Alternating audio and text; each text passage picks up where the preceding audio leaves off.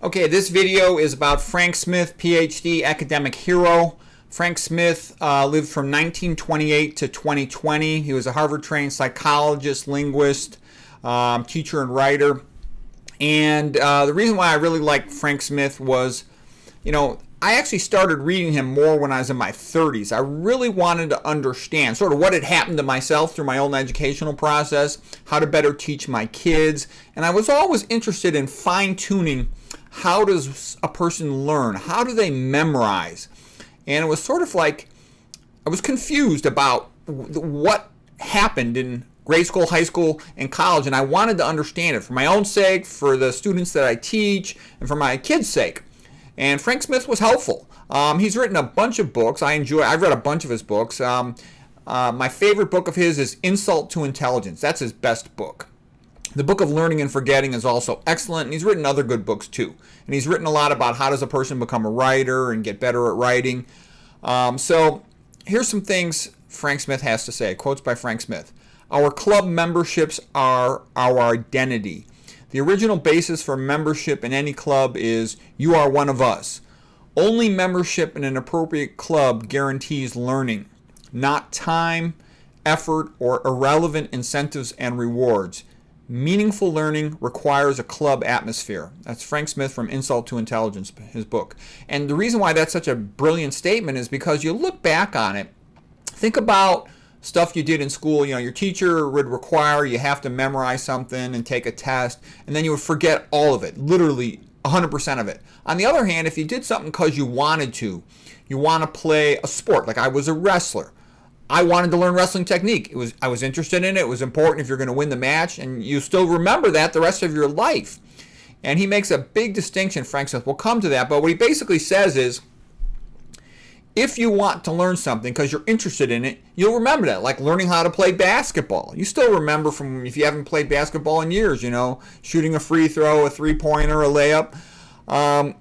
And so when you're doing something because you want to and you're interested in it, you remember that and it makes sense and you understand it. That stays with you versus the type of learning that's typically taught in schools and for standardized tests.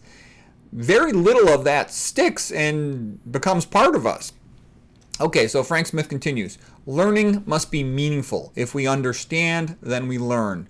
We learn while doing things we find useful and interesting. We learn by apprenticing ourselves to people who practice what they teach. That's another thing too. We learn best when we spend time with another person who knows more about that activity than we do. I had a great experience when I was in my early years of college going bird watching with some adults who were experts in ornithology, and then with some friends of mine who had been bird watching before. And it was sort of like all that stuff I would hear in class about ecology and environments and a niche, for example, for an animal in birdsong. It started to click when I started going out on these nature walks at these national parks and whatnot in California with friends of mine who knew a lot more about bird watching than I did. And that really helped me to understand biology and to like it a lot more. Another point Frank Smith makes is that consequences of worthwhile learning are obvious. Yeah, you want to learn that wrestling technique because you want to win your next match, because you got a scrimmage, at the end of practice, and you want to be successful. When you're learning something about an area you're interested in, what's interesting for your business, what's interesting for something you care about, then it's obvious why you're learning it, unlike, a lot of stuff in school and for standardized tests. So Frank Smith continues, children can't learn anything worthwhile, one fragmented, trivialized, and decontextualized bit at a time. But an industry has developed that is dedicated to confining children in precisely that way. The activities are always decontextualized, fragmented, and trivial, engaged in only for the sake of the grade and getting through the day. The activities have no immediate utility, relevance, or sense. Frank Smith from Insult to Intelligence. Yeah, that's why you forget almost everything you learned in grade school and high school, because a tremendous amount of it was that sort of thing, just for the sake of a test. And your brain's programmed to memorize what it cares about. And if it doesn't care about something, other than for must know this for Friday for the test, then it's not going to remember that. Okay, Frank Smith then continues. He writes a lot about the differences by learning from experience with other people, by personal experience versus by instructional learning, systematic learning of computers, which really stinks. He says, and now all the junk learning can be delivered by computers. The tyranny of testing increases because testing is the means by which education is controlled. Right, so he's a big proponent of kids need to be taught by teachers, real teachers in person. They learn much more, and they learn more when they identify with the teacher and the teacher talks about their own life and tells them stories. That's engaging. So here's a quote from Frank Smith, again from Insult to Intelligence. Thoughts flow in terms of stories. Stories about events, about people, about intentions. The best teachers are the best storytellers. Okay, so you look back on your school and you remember, who was your best teacher? Was some teacher who you liked, who talked to you like a friend and told you stories. That sticks with you.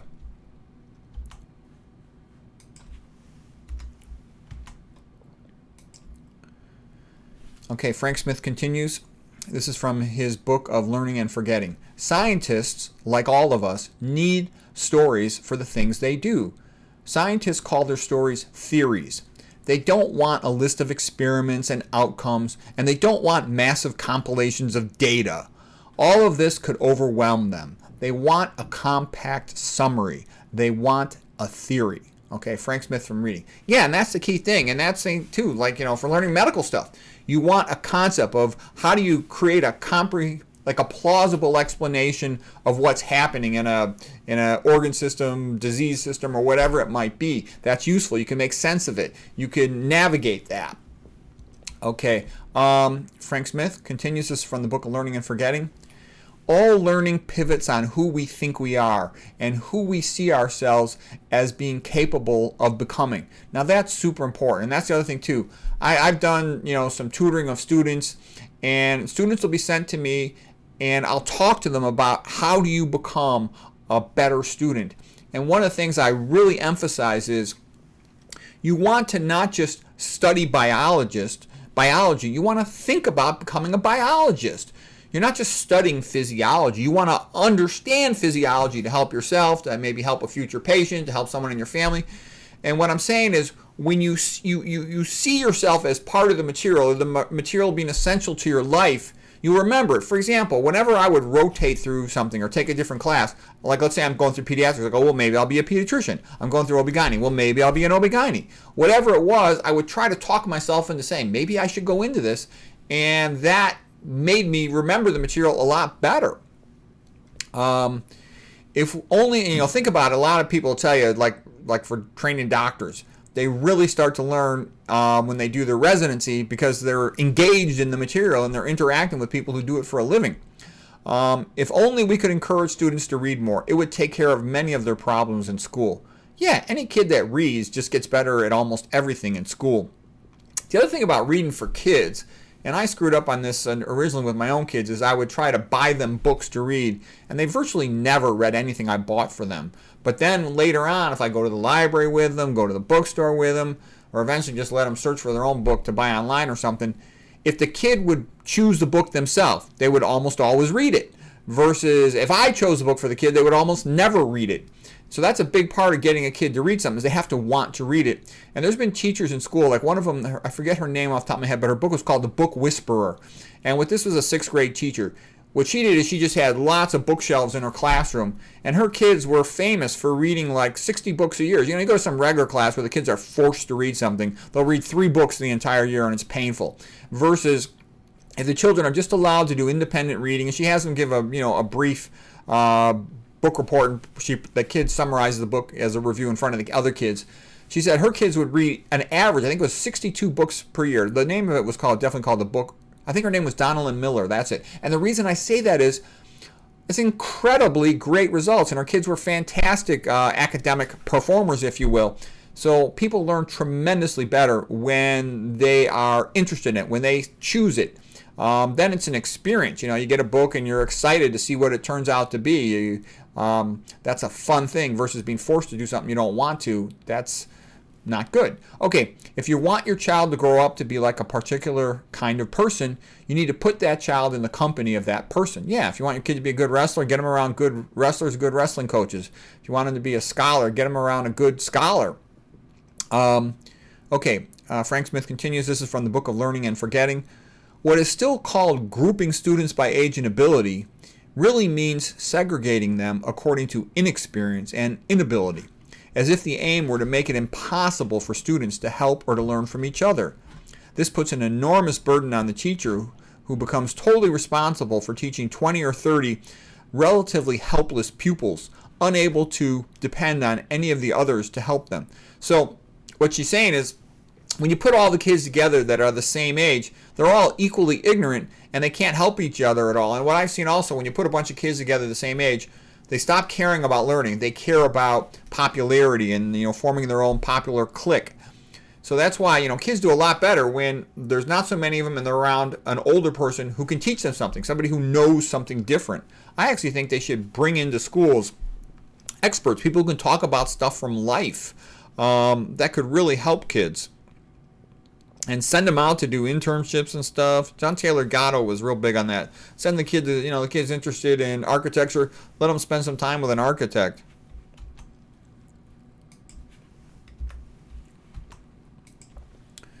Okay, now he's going to talk about Ebbinghaus. Ebbinghaus was this guy who wrote all about how the brain works with regard to memory. And he memorized all these nonsense syllables, and then he would talk about the forgetting curve, how rapidly he would forget them, and how repetition would improve his ability to remember all the nonsense syllables that he'd studied. And now Frank Smith is going to take a look at that. This is from Frank Smith's Book of Learning and Forgetting. He says, the first oversight is the fact that the theory of learning by Ebbinghaus from 1885 is entirely based on nonsense. The second oversight is that Ebbinghaus demonstrated that forgetting is inexorable and precipitous. However, the Ebbinghaus laws of forgetting only apply to nonsense. Anything that makes sense to us and is integrated into our continually growing knowledge of ourselves and of the world, it's never lost. It becomes part of us. Okay, so that's a great insight. So what he's basically saying is, this is what you would call the modern official theory of learning, that we must repeat, and it's inevitable. We're just going to forget. But Frank Smith says, you know what? That's BS. That's only when what you're studying is essentially nonsense to you. When something's important to you, you take driver's ed. You remember how to drive. You don't forget everything you learned in driver's ed. You remember, how you talk to your first girlfriend. You're like, well, gee, I got to talk a little different or something. Things that you care about. Wrestling technique that helps you score points with it, you don't forget it. And that's what he's saying. It's things that are important to us, that are part of our life, that we care about, they're integrated into us. So one of the things I'm saying here is what a teacher really could do to tremendously improve academic performance is, number one, let the kids have some choice in it, some interest in it. Number two, get them excited about it. So that's one of the reasons why some of the best teachers are the ones that make the kids help the kids become interested in the topic. Because if the kids can see the topic is useful to them, then they'll learn, they'll remember it. And you have to make sure they understand it. You help them along with that. But I really like the idea of Aristotle, the peripatetic school of learning. Aristotle would walk around and he'd talk with all the students and they would ask questions. And then you get to like a dialogue, almost like Plato's Republic, the dialogue format, where they would talk with Socrates and whatnot. These conversations really help because there's an interactive component and the student is guided along at the level of their interest and their knowledge. And that's very memorable. That sticks with the person. That's very much like the Oxford tutorial system, which is perhaps the best learning system you could possibly have, where they would meet with their professor, let's say twice a week or something, to talk about what they were studying or doing research on. Okay, Frank Smith continues. This is from his book, Ourselves, Why We Are Who We Are. He says, we organize our experience into categories, and the categories are organized based on the relationship of items with each other, into a complex hierarchical structure of interlocking categories, the framework of which is much of our theory of how the world is constructed. Okay, well, that was a little bit of a fancy way of saying basically the way we learn new material is we connect it to something we already know. And basically Aristotle had figured out all this stuff, thousands of years ago. But that's the point of it. You make a metaphor to something. A metaphor is a way to compare something new to what you already know. And that's how you file it into your brain. That's actually how our brain works. That's how we perceive cognitive space, is by comparisons, analogies, metaphors. This is like this. This is not like this. A dog and a cat are both furry mammals, but a dog says bow wow and a cat says meow. And so then what's the difference? Okay, so they're analogous in some ways, different in other ways. And that's how we categorize everything. And it all begins with a baby, holding his bottle, baba, and how far is the bottle from his mouth? That's how he begins with distance. How long does it take mommy or daddy to walk from the door up to him? That's how he gauges time for walking, things like that. Okay. Now, Frank Smith continues. This is from his book, Reading Frequently Asked Questions. He says, there's two types of readings that can be distinguished. One, I call reading like a reader, and another is reading like a writer. When you read like a reader, you're identifying with the characters in the story. You're enjoying the story. It's an adventure, okay? And that's what you learn about the story. But when you read like a writer, you're identifying with the author, and you learn about writing. How does the author construct the story? Does the author know what he's doing? I can always tell if an author's good just by looking at the first 2 pages. I mean, an author who's good, they're going to say something interesting right in the first line. There should be something surprising and interesting right in the beginning, because if they can't make the first paragraph good, most of the time the book's going to suck. Now, sometimes if the author has a lot of really unique experience, they're just a lousy writer, you can forgive them the first 5 pages being crappy, and maybe it'll get better just because of their unique experience. But if the author's not good on the first page, it means they don't know what they're doing and the book's going to stink. Or you'll often see what they're really doing is they're writing the book because they're paid to write it, like an academic writer. Usually that's why they're doing it. But anyways, let's go to the next slide here with Frank Smith. The way to hold on to something in long-term memory is to relate it to something you already know. Yeah, we talked about that. That's pretty well recognized by numerous thinkers. Neither comprehension nor learning can take place in an atmosphere of anxiety. Yeah, when a person's stress is high, they actually have less blood flow to their frontal lobes. They're more in a limbic state. We talked about the 3-part brain, right? You have a brain stem, and that is, your midbrain, your pons, your medulla, and that's primitive reptile-like. Simple stuff, okay? Then the next higher up level is your limbic system, and that's like the mammal brain, so to speak, on the center. Limbic means edge, and that's very impulsive, and that's a bit of a fight or flight stress type thinking. So when you got less blood flow, the top of your brain, it looks like a thumb, the side of your fist. I don't know if I can get it right there. So here's your temporal lobe. I got to get it in front of the camera. Temporal lobe, frontal lobe, parietal lobe, occipital lobe, and your frontal lobes is where all your abstract thinking is way up in there. And so if you got less blood flow to your frontal lobes because you're kind of tense or stressed out, you're going to have a real hard time learning anything. And that also kind of reminded me, like I'd make rounds with other doctors when I was, young in my training days. And the best ones were really nice to the patient and put the patient at ease. And I didn't understand it at the time, but I just knew they were better, is that creating a relaxing conversational atmosphere, that's therapeutic. That is low stress and it's supportive of learning. A tiny bit of stress in the sense of like Socratic questioning can increase attention, and I think that can be good, but anything beyond that is not good. To see what students learn in school, look at how they leave school. If they leave thinking that reading and writing are difficult and pointless, that mathematics is confusing, that history is irrelevant, and that art is a bore, then that is what they have been taught. People learn what is demonstrated to them, and this reality will not change to suit the convenience of education administrators. So that's Frank Smith from Insult to Intelligence. So yeah, basically, I think that's what kids tend to learn. Like freshman year of high school, they read, Julius Caesar, Great Expectorations, and all that other stuff, Catcher in the Rye or Mockingbird. That's stuff that kids that age, they're not really emotionally ready to read that. And they see reading as painful, and they never want to read after that. I've been shocked at most of the people I know. They never read a single book the rest of their life after freshman year of high school, other than what they had to for school. And that's real sad. It's real hard to develop your verbal skills, be articulate, learn how to write.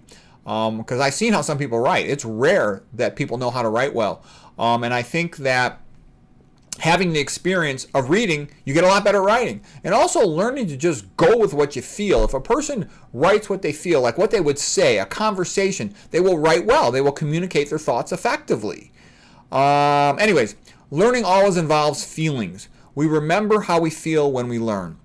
Okay, Frank Smith from Insult to Intelligence. So a good teacher creates an environment where it's like a friendship, like a pleasant conversation. And, think about it again. Your best teachers were persons who you enjoyed listening to them. They had a story. They had a conversation. They spoke about things that were relevant to your life, not just irrelevant stuff from the book for school for the test. They talked about stuff that you cared about, that was useful, that you could relate to, that helped you understand your world. Okay, Frank Smith continues. Very soon my friend and I, he had a friend attend one of his classes, had a full-bodied argument taking place in the classroom. Quite suddenly, we had started a club of people who argue against me. Whenever I taught after that, I tried to ensure that someone in the classroom audience was there who could argue with me. And I think what that's all about is, in order to understand something, we have to understand it by comparing it to something else. And when you only hear this is the one way, it's very difficult to remember that. Versus if you see opposing points of view, then you can look at the pros and cons of each way, and that sticks a lot better. It's partly like Six Blind Men and an Elephant, but it's more than that. It's the contrasting of the views. And John Stuart Mill had talked about this. Even if the other person's wrong, just the discussion about why one view is wrong and the other one is correct, all of that enhances our ability to understand the subject. And that's why good learning should have freedom of speech for conversation, so you can compare the viewpoints and work your way to the truth. Okay, Frank Smith continues. This one now is from his book, Ourselves, Why We Are Who We Are. Subjects like history, geography, and natural sciences are beyond the original experience of students and can only make sense when the individuals begin thinking like historians, geographers, and scientists. A crucial role for teachers is to find the individuals in life and in literature with whom students can identify. Yeah, so what I believe is happening here is the best way to teach stuff a lot of times is biographies. You can identify with an individual in a biography. So like if you're going to talk about history, tell it in the point of view of great persons, and how they lived and what they did. That's easy to remember. And whereas it's very hard to remember dates of events and, how many people were here and how many people were there. Like, who can remember that? But if you talk about this is Napoleon, this is what Napoleon did, that's interesting. Julius Caesar, this is what he did, this is what happened, that's interesting. Cicero, this is what he said, this is what he did, that's interesting. So the way to engage students on these subjects, I think, is you have to talk about the people. Because like reading a book and a story, they can identify with the person and think, what would they have done the same thing? Do they have something similar in their own life? So here, Frank Smith has a quote, "It has been argued that it is only through metaphor we can get a new idea into our brain." Yeah, and that's basically like Aristotle. Aristotle said it is only through metaphor that we learn new things. And there's a lot of other persons who have, talked about that type of viewpoint, and I think it's true. Okay. All right, Frank Smith continues, and he's talking a lot about reading. This is from his book called Reading FAQs, Frank Smith. Doesn't burying your nose in a book cut you off from the world? Actually, it's quite the reverse. Reading enables you to have experiences that would be impossible to have in any other way. Reading enables you to select a world that you can choose to live in, temporarily at least. If you want to experience the London of Charles Dickens, or the Philadelphia of Ben Franklin, or the Moscow of Leo Tolstoy, reading will take you there. Okay, Frank Smith continues from his Reading FAQ book. Identification and prediction are the basis of learning. If you want to learn anything, you have to identify with the kind of person who knows that kind of thing. You have to anticipate what they might do. You have to be that kind of person. If you want to learn about exploration, you have to think like an explorer. You have to identify with explorers. Otherwise, the instruction you get will be meaningless. And I think a good example of this was biochemistry.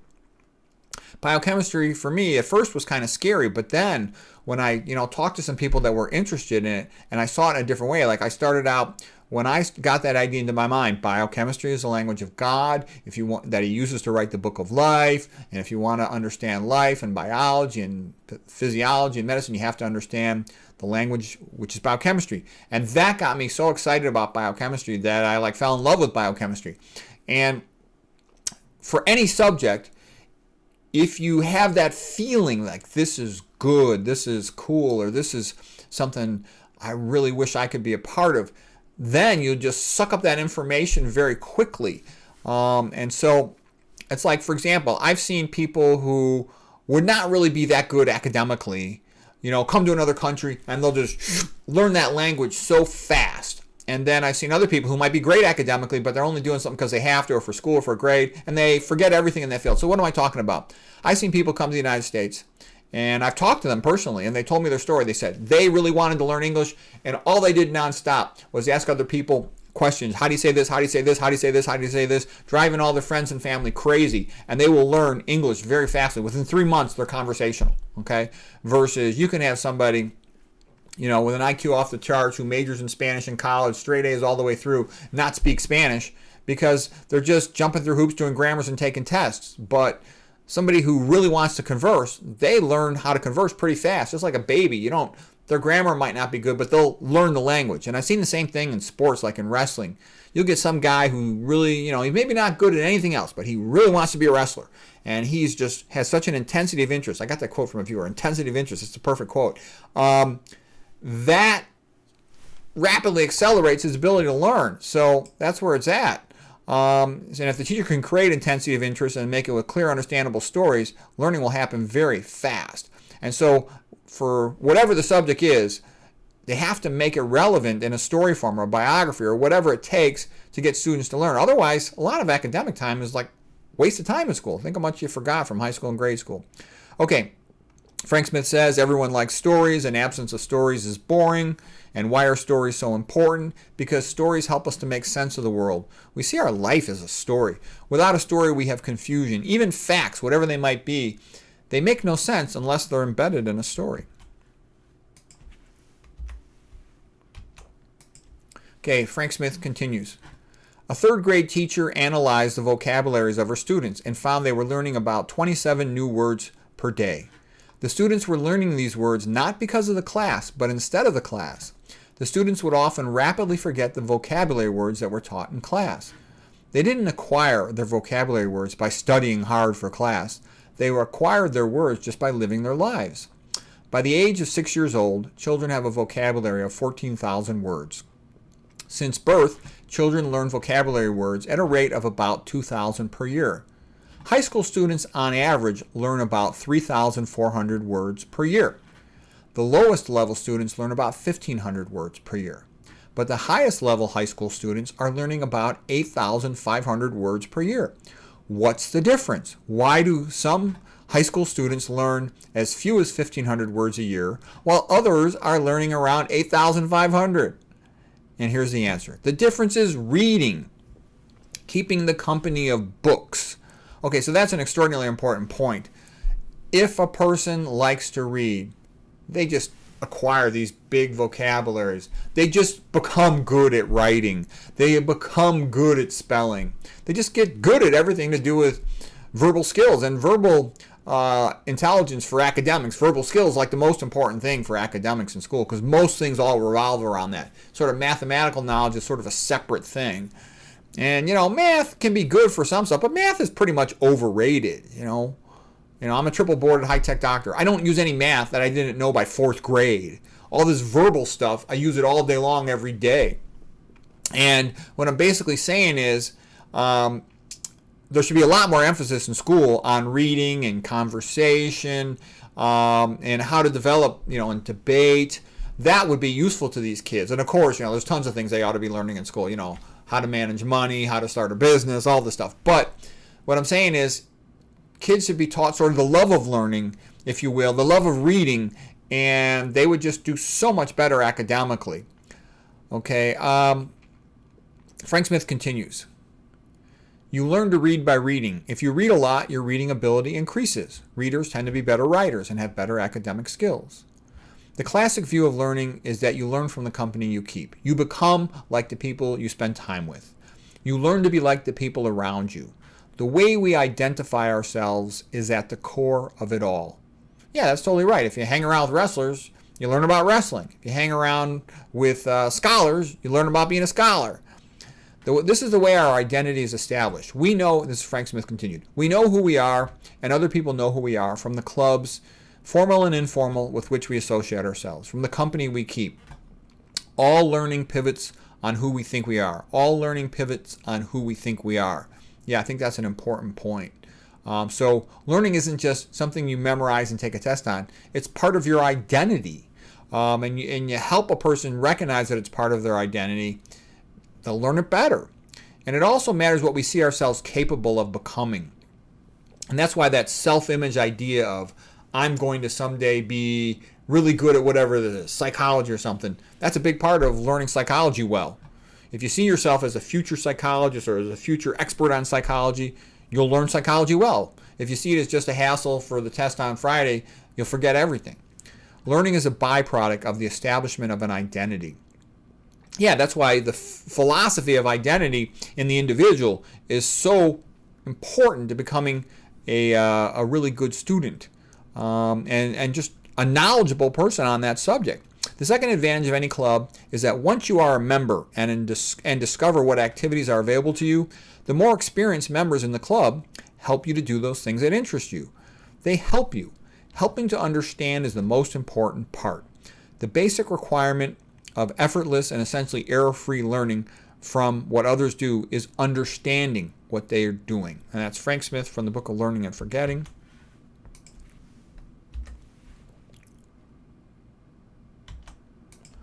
Okay, Frank Smith continues. If you want your child to be like someone, then have them spend time with that type of person. Super important. Try to get your kid around the kind of people you want your kid to be.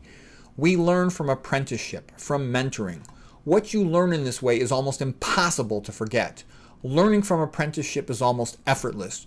Just about all the important knowledge we have about our personal worlds and skills, we have developed to navigate through these worlds as a direct result of learning in the classic way. So he puts a big emphasis on the classic way of learning, which is apprenticeship, versus the modern school system is all about taking a test and memorization. And what he's basically saying here is hardly anything sticks from memorize something and take a test, versus almost everything sticks from apprenticeship. And that's how medical experience is. They really learn from residency, which is an apprenticeship. You follow your attending physician around and you take care of the patients in the way the attending teaches you to. That sticks with a person versus lecture, take a test. That doesn't stick. Now, lecture stuff sticks well if you want to learn it and you're interested in it. But it doesn't stick that well if it's just visualized as a hassle, an obstacle, a hurdle to jump over, on your path to something else. You have to be interested in the topic. Okay, Frank Smith continues. In the modern classroom, the study material is decontextualized and designed by distant authorities who have no way of knowing or rectifying the difficulties they create. They make learning a trial when it should be a pleasure. They make forgetting inevitable. The official view is relatively recent and is totally artificial. The official view is about control, whereas the classic view is supported by thousands of years of experience in every culture in the world. The classical view says that learning is based on the student's self-image. Learning is continual. It's effortless. It's independent of outside rewards or punishments. It's just based on what the student wants to learn and do. It's never forgotten. It's a social activity. It's a form of growth. The official academic modern theory of learning says that learning is dependent on rewards and punishments. And this comes from behaviorism, like the school of B.F. Skinner. That learning requires hard work based on effort, easily forgotten memorization. Okay, Frank Smith also brings out the point that true learning happens only when the person understands it. If a person is confused by the material, they don't learn anything about it except that it's confusing to them. Okay, I think this is the last slide here. I think Frank Smith was great. That's why I spend a lot of time with him, because he wrote a ton of books, man. He was a brilliant guy. Okay, Frank Smith continues. The struggle to learn is always a struggle to understand. We have to understand something in order to learn it. We have to make sense of it. The key point of the Ebbinghaus data is that it was nonsense. We inevitably forget nonsense. We remember the things that are important for our lives. Standardized testing works for multiple choice questions, but it does not work for things that require a role model. Things like honesty, respect, loyalty, morality, charity, collaboration, ethic, compassion. There is no evidence that testing has made education better, standardized testing. In fact, the constant argument of people who want more testing is that the quality of education is declining. Claiming that testing improves education ignores the fact that almost all of the material is forgotten by students. Yeah, education based on testing is a waste of time for the most part. It doesn't. What they're really doing is they're like putting the students into a horse race, and they're saying, okay, who's the fastest horse? Who can memorize the most based on raw ability or based on whatever qualities their kids are bringing to the classroom. Okay, those kids will have these opportunities, other kids will have these opportunities. That's just the way it goes. And if you're not wealthy when you grow up, it's your own fault because you didn't do good in school. That's a real BS way to educate people. That doesn't really help students. I actually think it partly is designed to demoralize them. Say, look, there's not that many good jobs, not many people are going to make much money, and it's your own fault because you didn't do well in school. And, you know, the whole school process doesn't really reflect how smart a person is and what they're capable of. There's a lot of problems with school. I mean, there is something to be said for some people can learn stuff faster and memorize stuff better, but it's partly because some people are better trained. If a kid comes from a family where the adults are having conversations with the kid's encouraged to read, sees the adults reading, and better yet, if you could take one high school and train one kid in all these study skills, theories of learning, you know, how great learning is, and then take another school, completely matched equally for everything, let's say, finance, whatever. And the school that's trained in memorization techniques and study skills, they'll be so much better. It's not even incredible. That's why I like some sports teams. When you got a great wrestling coach, that team places in state every year. Not because they got better athletes, because they got a better coach. Better coaches, better teachers can have a dramatic positive influence on kids. Okay, Frank Smith continues. Teachers now and students have become marionettes manipulated by offstage puppet masters. Schools have become outposts of a centralized educational system. What is going on in the classroom is not a problem, but a disaster. What is going on in the classroom is not a problem, but a disaster. A problem is something that can be fixed. A disaster is something that cannot be fixed, something you must flee from. The appropriate response to a disaster is not to fiddle with it, but to get out of it, to survive.